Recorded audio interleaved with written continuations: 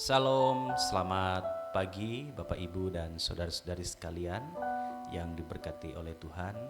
Puji nama Tuhan, pagi hari ini kita boleh bertemu kembali di channel YouTube Embun Eletria Misi Berkat untuk Negeri. Kita percaya bahwa pagi hari ini kita boleh dibangunkan itu semata-mata karena kebaikan dan kemurahan Tuhan. Tuhan Yesus begitu luar biasa, masih memberikan kita kesehatan, kekuatan, nafas hidup, terlebih waktu dan kesempatan. Baik Bapak Ibu dan saudara-saudari sekalian yang diberkati oleh Tuhan, sebagai rasa syukur kita, mari kita merendahkan hati kita bersatu di dalam doa. Kita berdoa. Bapa yang kami kenal di dalam nama Yesus Kristus, terima kasih Tuhan.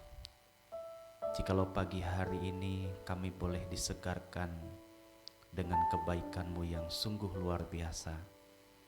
Pagi hari ini Tuhan, kami boleh merasakan hadirat-Mu yang begitu memenuhi kehidupan kami Tuhan. Kami telah melewati hari-hari kami Tuhan, kami dimampukan, kami dikuatkan semata-mata karena kebaikan-Mu. Dan di pagi hari ini Tuhan, kami membawa hati kami, membawa hidup kami untuk memuji, menyembah, dan mempermuliakan nama-Mu. Terima kasih Tuhan, di dalam nama-Mu kami berdoa dan kami mengucap syukur. Haleluya, amin. Bapak Ibu dan saudara-saudara sekalian, mari kita bersama-sama membawa hati kita, membawa hidup kita, kita menyembah dan memuliakan Dia.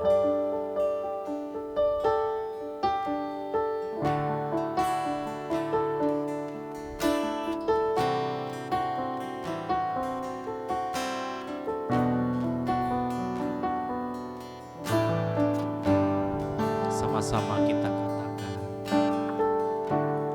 Bapakku datang menyembah-Mu di sini. Ku percaya Kau ada bagiku. Bapakku datang, Bapakku datang menyembah-Mu di sini. Ku percaya Kau ada bagiku. Tak usah ku takut,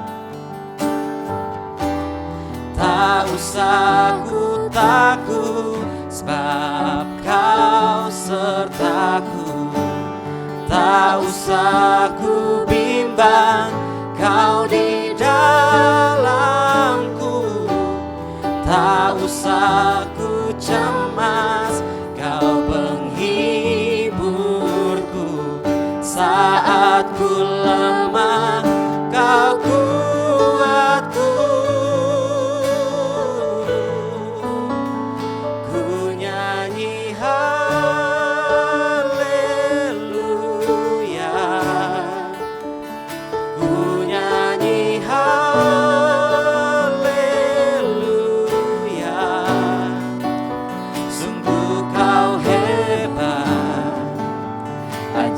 Perkasa perbuatanmu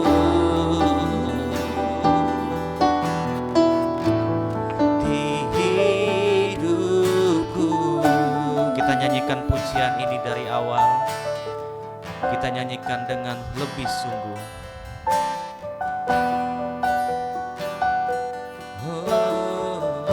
Bapakku datang,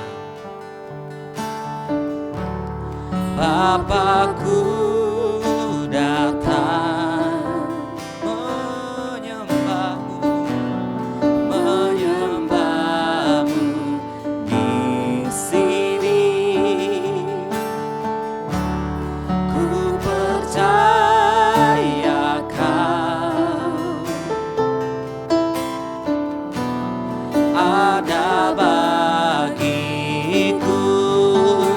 usah ku takut,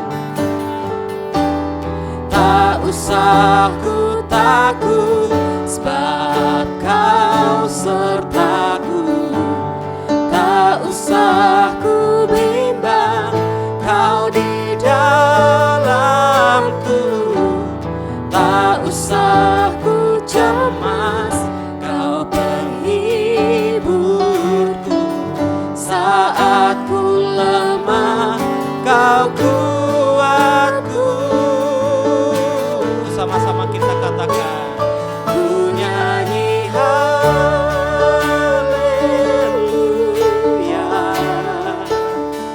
ku nyanyi haleluya.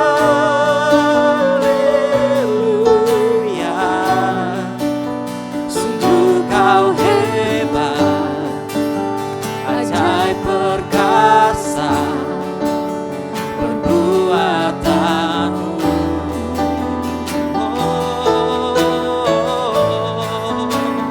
Ku nyanyi haleluya,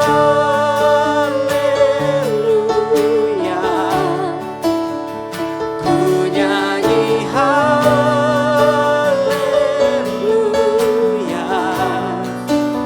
Sungguh kau hebat, ajaib perkasa perbuatanmu. Di hidupku,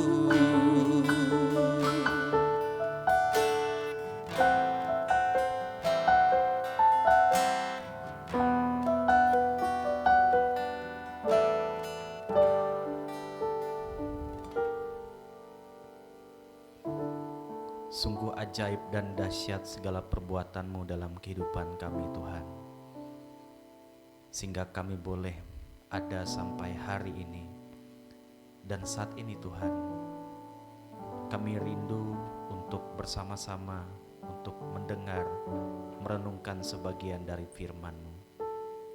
Bila kiranya Tuhan Engkau memberkati hamba-Mu yang akan menyampaikan firman-Mu. Engkau beracara Tuhan, Engkau berbicara melaluinya Tuhan. Sehingga setiap firman yang disampaikan itu benar-benar memberkati kami. Boleh menjadikan kami berakar, bertumbuh, dan berbuah di dalam Engkau. Terima kasih Tuhan, kami siap menerima firman-Mu. Di dalam nama Tuhan Yesus, kami berdoa dan kami mengucap syukur. Sama-sama kita katakan, amin. Shalom, Bapak Ibu Saudara, Sobat Embun yang dikasih dan diberkati Tuhan. Jumpa lagi dalam channel YouTube Embun, di mana pada saat ini bersama saya Vikaris Dinda Grisela, kita akan bersama-sama membaca dan merenungkan kebenaran firman Tuhan. Firman Tuhan hari ini tertulis dalam Ibrani pasal 13, ayat yang pertama sampai dengan ayat yang ke-16. Ibrani pasal 13 ayat yang pertama sampai dengan ayat yang ke-16. Namun di sini saya tidak membacakan, bagi kita, Bapak Ibu Saudara bisa membaca dari rumah masing-masing di bawah perikop, nasihat dan doa selamat. Nah, Bapak Ibu Saudara yang dikasihi dan diberkati oleh Tuhan, mungkin kita pernah mendengar atau melihat sebuah sirkus binatang seperti gajah, harimau, singa, dan hewan-hewan lainnya dalam sebuah pertunjukan. Dalam pertunjukan sirkus tersebut, kita akan takjub melihat beraneka ragam kehebatan-kehebatan, keunikan, kelincahan dari hewan-hewan sirkus itu Bapak Ibu. Bahkan kita mungkin kagum dan bertanya-tanya, kok bisa dilakukan oleh hewan-hewan itu? Nah, Bapak Ibu Saudara, biasanya sirkus diadakan dalam sebuah ruangan khusus atau lapangan khusus dengan macam-macam alat yang dibutuhkan selama sirkus. Akan tetapi jika hewan-hewan sirkus ini dilepas di luar, bukan di arena lapangan pertunjukan, apalagi tanpa adanya pemandu, mereka tidak bisa melakukan apa-apa. Tidak ada pertunjukan yang bisa mereka tampilkan bagi kita, bahkan mungkin saja mendatangkan bahaya, apalagi yang dilepas itu adalah hewan-hewan buas. Nah, Bapak Ibu Saudara, Sobat Embun yang dikasihi dan diberkati oleh Tuhan, hal ini ingin memberikan pertanyaan yang mendalam bagi kita semua. Apa fungsinya hewan sirkus kalau tidak berada di lapangan sirkus? Sama dengan ketika kita manusia berada dalam keadaan hidup tertentu yang sudah menurut kita dalam kenyamanan, zona nyamannya kita, dalam lingkaran kita di mana kita bisa dikagumi, dipandang orang banyak tanpa mau diusik kehidupan kita oleh orang lain. Lalu, apa fungsi, apa tindakan kita jika kita sudah keluar dari zona nyaman yang sudah kita rasakan saat ini? Bapak Ibu Saudara yang dikasihi dan diberkati oleh Tuhan, hari ini melalui surat Ibrani pasal 13 ayat yang pertama sampai dengan ayat yang ke-16 ini, kita akan belajar suatu kebenaran. Iman Kristen bukan tentang bersembunyi di dalam benteng keamanan, benteng kenyamanan, melainkan tentang keberanian untuk melangkah keluar dari zona nyaman demi berdampak bagi sesama. Bapak Ibu Saudara yang dikasihi dan diberkati oleh Tuhan, kalau kita melihat latar belakang teks ini, jemaat yang menerima surat Ibrani ini adalah orang-orang Kristen keturunan Yahudi yang sedang mengalami kelelahan. Mereka ditekan, dikucilkan, dan dianiaya karena mengikut Yesus. Nah, di tengah tekanan itu muncul godaan besar bagi jemaat pada saat itu, Bapak Ibu Saudara. Mereka berpikir, bagaimana kalau kita kembali saja ke agama kita yang dulu, ke agama kita yang lama, yaitu Yudaisme. Di sana kita merasa aman, legal, dilindungi oleh pemerintah, dan ibadahnya pun megah di dalam bait Allah. Bapak Ibu Saudara, Sobat Embun yang dikasihi dan diberkati oleh Tuhan. Siapa manusia yang tidak ingin hidupnya enak, hidupnya nyaman, hidupnya tentram, ada damai sejahtera? Saya rasa semua manusia ingin kehidupannya demikian. Tetapi ketika tantangan, ancaman, godaan, pergumulan itu datang dalam kehidupan kita, banyak manusia yang jatuh seperti yang dialami oleh jemaat di Ibrani. Tetapi dari firman Tuhan hari ini kita belajar, yang pertama, keluar menemui sesama. Itu bisa kita lihat pada ayat yang pertama sampai dengan ayat yang ke-6. Bapak Ibu Saudara, Sobat Embun yang diberkati Tuhan, ketika manusia mengalami tekanan atau stres, kecenderungan alaminya adalah menjadi orang yang egois. Hanya memikirkan kepentingan, keuntungan, dan keselamatan diri sendiri. Namun penulis kitab Ibrani ini justru menuntut hal yang sebaliknya. Di tengah badai hidup, orang Kristen dipanggil untuk melangkah keluar dari keegoisannya, yaitu melalui kasih persaudaraan dan tumpangan, membuka pintu rumah dan hati kita untuk orang lain. Kemudian empati yang berwujud, itu bisa kita lihat pada ayat yang ketiga. Mengingat orang-orang yang teraniaya, terpenjara, bahkan seolah-olah kita sendiri yang turut mengalaminya. Kemudian menjaga integritas diri kita, menjaga kesucian kita, baik itu dalam pernikahan, bahkan untuk tidak terjebak dalam cinta uang. Sehingga aplikasinya dalam kehidupan kita, Bapak Ibu Saudara, iman kita diuji bukan saat semuanya dalam keadaan baik-baik saja, melainkan saat kita sendiri sedang susah, sedang dalam keadaan yang berat, dalam tantangan kehidupan kita. Apakah dalam keadaan tersebut kita masih bisa memikirkan dan menolong orang lain. Kemudian hal yang kedua yang dapat kita pelajari adalah keluar menuju luar perkemahan. Seperti yang bisa kita lihat pada ayat yang ke-10 sampai dengan ayat yang ke-14. Di sini penulis kitab Ibrani mengingatkan tentang ritual penghapusan dosa di Perjanjian Lama, di mana hewan korban itu disembelih, darahnya dibawa ke tempat kudus, tetapi tubuh hewan itu dibakar, dibuang karena dianggap najis. Nah, tetapi kita lihat ayat yang ke-12, dikatakan di situ, itu jugalah sebabnya Yesus telah menderita di luar pintu gerbang untuk menguduskan umatnya dengan darahnya sendiri. Bapak Ibu Saudara, Yesus telah menderita. Yesus telah disalibkan. Ia telah mati di bukit Golgota, di luar tembok kota Yerusalem.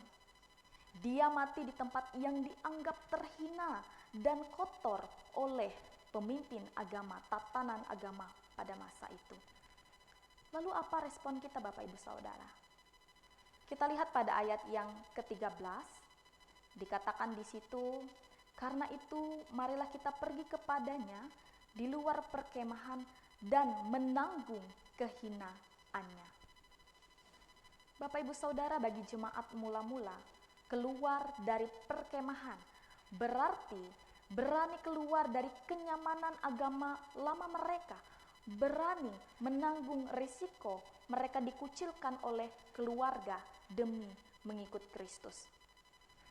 Oleh sebab itu, Bapak Ibu Saudara, melewati firman Tuhan ini kita diajak untuk menjadi orang Kristen, orang percaya yang berani keluar dari perkemahan kita saat ini. Entah itu kenyamanan hidup kita, reputasi kehidupan kita, status sosial kita saat ini. Tetapi mari kita membawa kehidupan kita Bapak Ibu Saudara tidak hanya terkungkung dalam keadaan nyaman kita, tetapi kita berani keluar dari keadaan nyaman kita untuk membawa dampak hidup kita menjadi berkat bagi orang lain. Kemudian Bapak Ibu Saudara yang dikasihi dan diberkati oleh Tuhan, hal yang ketiga yang terakhir yang dapat kita pelajari dari firman Tuhan ini, yaitu ibadah baru di luar tembok gereja. Kita bisa lihat itu pada ayat yang ke-15 sampai dengan ayat yang ke-16. Bapak Ibu Saudara, orang Yahudi bangga karena mereka punya bait Allah, tempat mereka mempersembahkan korban bakaran bagi Tuhan. Tetapi penulis kitab Ibrani berkata, kita tidak butuh itu lagi.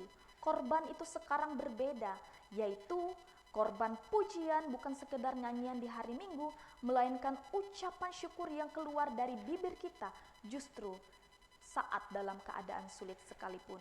Kemudian korban sosial. Janganlah kamu lupa berbuat baik dan memberi bantuan, sebab korban-korban yang demikianlah yang berkenan kepada Allah. Bapak Ibu Saudara, Tuhan tidak mencari darah lembu atau korban bakaran. Tuhan mencari tangan yang terulur untuk berbagi dan hati yang mau melakukan kebaikan di tengah dunia ini. Bapak Ibu Saudara yang dikasihi dan diberkati oleh Tuhan, gereja yang sejati bukan hanya sebuah gedung. Gedung gereja hanya sebagai tempat atau wadah kita untuk dibentuk. Gereja yang sejati dimulai ketika kebaktian selesai, pintu gereja terbuka dan kita melangkah keluar. Bapak Ibu Saudara, Yesus tidak menunggu kita dalam zona nyaman kita saat ini.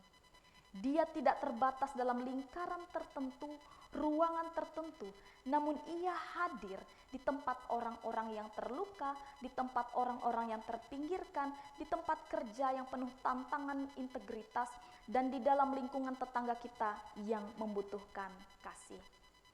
Kiranya melewati kebenaran firman Tuhan hari ini boleh menguatkan kita semua, bahkan menjadi pedoman bagi kita untuk melakukan kehendak Tuhan.